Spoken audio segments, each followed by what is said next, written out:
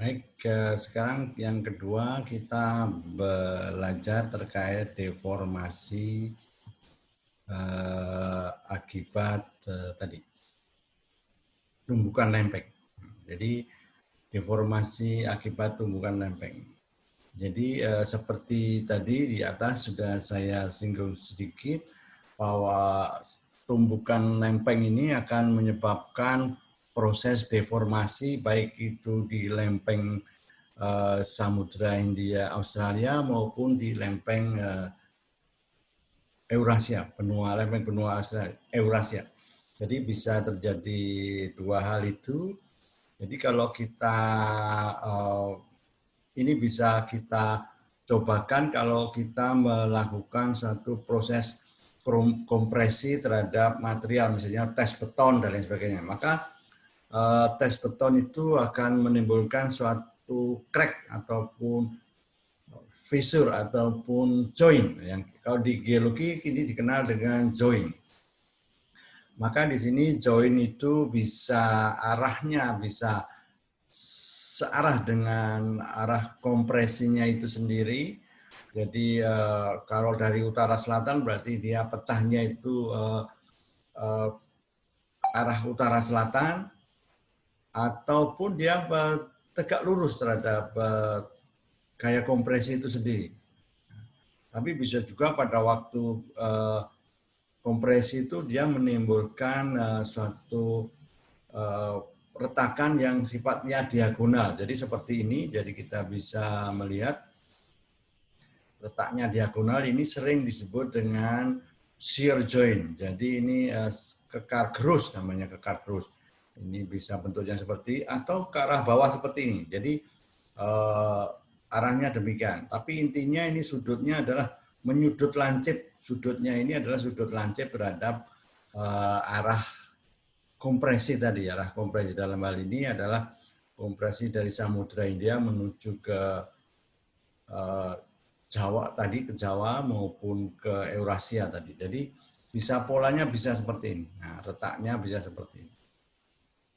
Nah, kita bisa melihat ini saya sederhanakan aja bahwa di situ letaknya minimal ada yang saling menyudut tadi, shear joint, ada tension joint maupun ada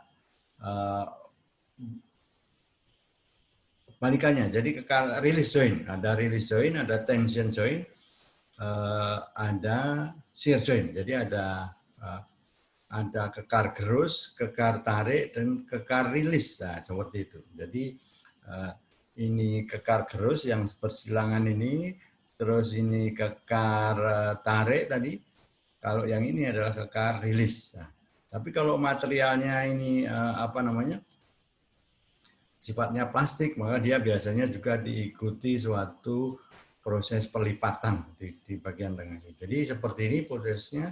Nah, ini bisa berkembang menjadi kekar-kekar seperti ini. Nah, jadi dia bisa menimbulkan adanya patahan-patahan naik yang menuju ke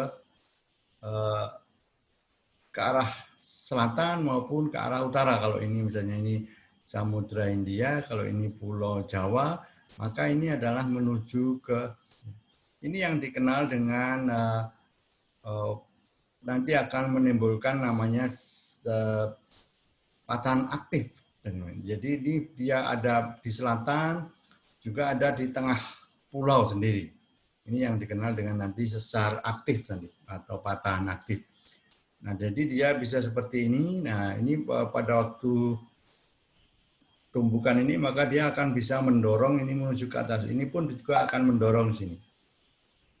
Jadi misalnya ini sangat kelihatan bahwa maka muncul ada istilahnya itu bukit-bukit yang memanjang sejak tegak lurus arah kompresi tadi. Jadi ini disebabkan oleh adanya pergeseran seperti ini. Dan ini kawasan ini bisa menimbulkan termasuk kawasan sumber-sumber gempa tadi. Jadi kalau tadi pertama kita bicara tentang sumber gempa megatrust, maka di sini adalah sumber gempa yang dikenal dengan sumber gempa patahan aktif atau sesar aktif. atau lokal gempa di sini, gempa lokal. Jadi micro earthquake. Nah, di daerah seperti ini. Jadi seperti ini.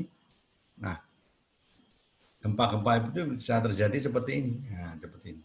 Nah, ini sering juga kita mendengar terjadi gempa di dekat pantai Jawa, di dekat pantai Sumatera, di dekat pantai misalnya di pantai Lombok dan sebagainya. Tapi bisa juga terjadi gempa itu di darat. Nah, kemarin juga kita melihat. Jadi kalau di pulau ini terjadi di sini, ini terjadi di darat. Nah, seperti di kemarin juga tahun 2018 terjadi di Lombok, juga terjadi di Tasikmalaya dan lain sebagainya. Jadi seperti ini. Ini yang dan ini gempa-gempa darat ini yang sangat berbahaya karena dia posisinya ada di daratan dekat dengan permukiman.